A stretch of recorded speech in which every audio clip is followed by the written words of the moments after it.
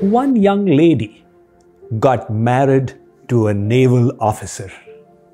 After marriage, she was accompanying her husband on her first voyage in the sea.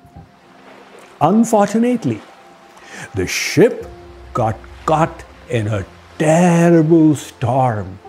It was getting tossed by the waves on the high seas, and that created tremendous fear amongst all the passengers. The lady's husband, the naval officer, was the captain of the ship.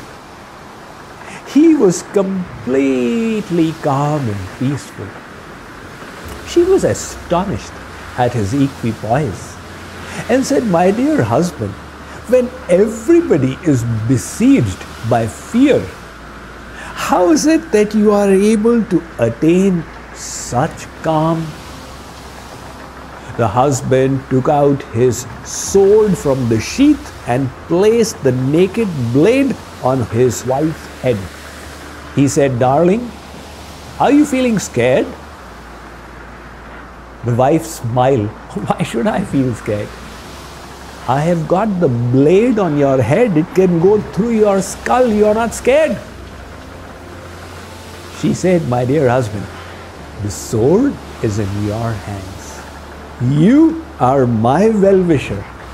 I have complete faith that you will always work for my protection. Then why should I be scared?"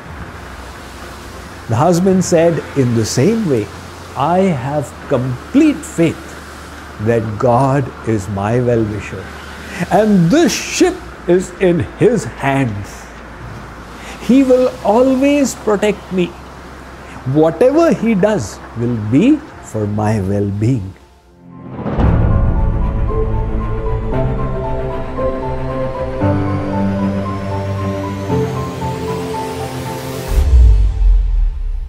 Protection doesn't mean that my material luxuries should remain.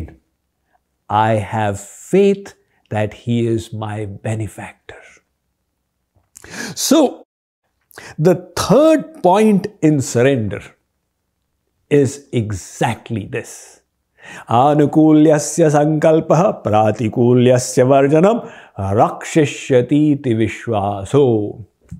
The Bhakti Rasamrit Sindhu states, to have faith that God is my protector. That fearlessness is the sign of Sharanagati. Just like Arjun was surrendered to Lord Krishna. And what was the consequence? During the battle of Mahabharata, when Duryodhan taunted Pitama, grandsire Bhishma, that you are being lenient with the Pandavas. If you wished, you could have killed them. Bhishma felt insulted, and he made a resolve. Tomorrow, by sunset, I will either slay their best warrior, Gandhivdhari Arjun, or else to protect him, Lord Krishna will have to break his vow and lift weapons in this war. When the war ended that day in the evening at dusk, as was the rule in those days, Dharma Yudh, even the war would be according to rules. The news spread amidst the Pandav camp that Bhishma Pitama had resolved to slay Arjun the next day by sunset. Everybody fell into deep gloom. What will happen tomorrow? Lord Krishna was also contemplating over the situation and thinking about it. It became 2 in the night. Suddenly, he thought, if I am so concerned about Arjun's death, how worried he must be. Let me go and console him. So he got out of his tent and walked over to the tent where Arjun was supposedly sleeping. Lord Krishna heard sounds of snoring. He said, My, so peaceful. He shook his friend and said, Parth.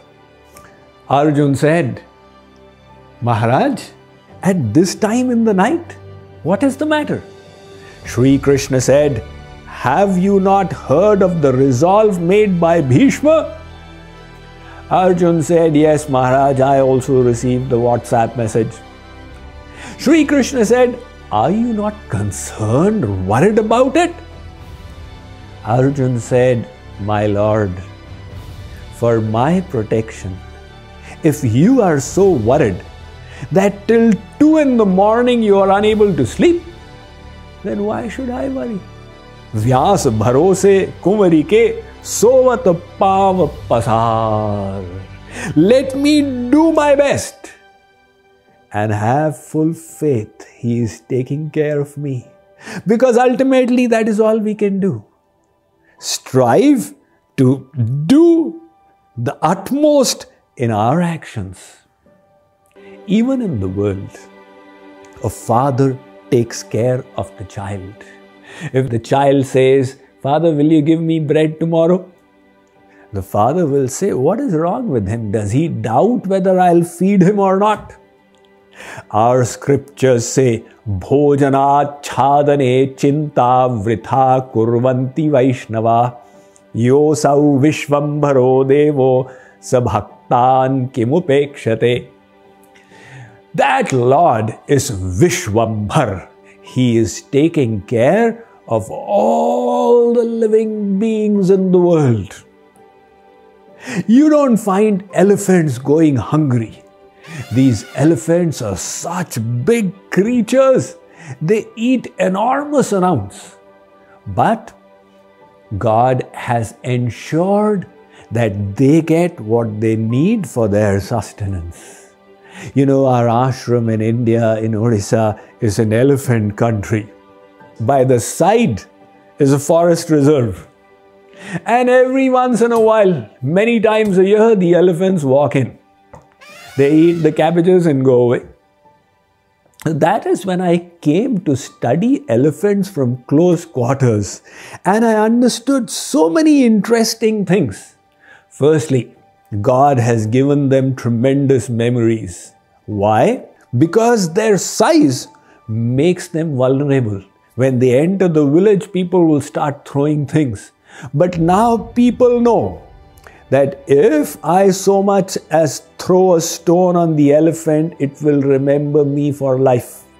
And there have been episodes when the elephant returned after many years and remembering the person lifted and killed that person. That is why people are scared of attacking these creatures. And then again, if they revisit the same place for fodder, people will be prepared. So they go to a different location every day of the year. And their memory acts to their benefit, where they can remember 365 routes. So, God is taking care of these huge creatures. He is also taking care of the little ants. Growing up in India, we often had this experience that if a little bit of food got left somewhere on the shelf or the table, after 6 hours, you would find a row of ants coming to take it away. So, I would often be curious, being a student of science. I would ponder, how did these ants come to know that there is cashew nut on top of the table? Because there were no ants visible in the room. And this cashew doesn't have any smell worth talking about. I would often ask scientists and elders, how does the ant come to know? When nobody was able to give an answer, then I concluded for myself that God is sitting inside the ant and inspiring it. Climb this wooden leg. You will find food for yourself on top. This is Vishwambhar, the Lord who takes care of all living beings. The Bible puts it so well. Look at the birds in the field. They neither plow the land, nor sow the seeds, nor reap and harvest, nor store away in barns. And yet our Heavenly Father feeds them. Are you not more than they? I have heard that once Mother Lakshmi was pressing the feet of Lord Vishnu as he lay on Anantakshesh in the ocean of milk Kshir Sagar. That was her daily seva to her divine husband, the Supreme Lord of the universe. So Lord Vishnu, lying on Anantashesh, suddenly exclaimed, "Oh Lakshmi, I have to do so much of work in this world." Lakshmi said, "Maharaj, you have to do so much of work, but all I see is that you keep lying in this bed and I keep pressing your feet. At least I am doing more work than you are." Lord Vishnu said, "Lakshmi, this is my external form, my Leela. Internally, I am sitting in everyone's hearts as the Paramatma, maintaining the universe, taking care of their needs, noting their karmas, giving the results." Lakshmi thought, let me put my husband's words to test. Next day, in the morning, she got a little ant and she placed the ant in a small jewel case while she was doing her shringar and closed the lid, thinking, let's see my husband's prowess in protecting this little ant. Apparently, it was without food all day long. But at night, when Lakshmi Devi opened the lid of the jewel case, she discovered the ant was hale and hearty and strong. Unknown to her, a little grain of rice from her head from the puja had fallen into the case and provided fodder to the ant for the day. So do you see that millions of ants there have died of hunger? The Lord is taking care of all living beings. When we surrender to Him, don't you think He's going to take even more care of us? That faith, that trust is what Sharanagati is all about.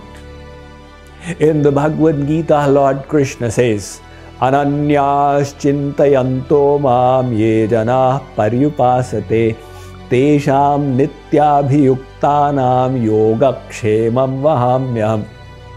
He says, Arjun, although I am taking care of everyone in general, those who do my Sharanagati, who engage in my unalloyed devotion, Yogakshemam Vahamyaham, I maintain their Yogakshem. So what does Yogakshem mean?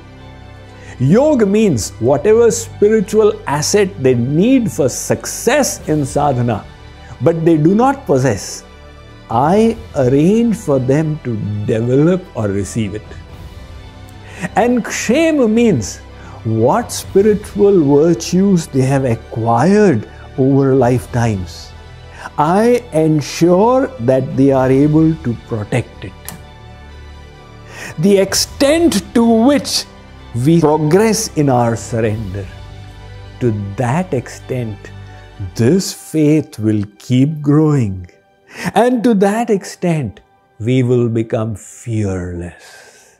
So this faith that I am surrendering to God and He is taking care of me, this is the third aspect of Sharanagati.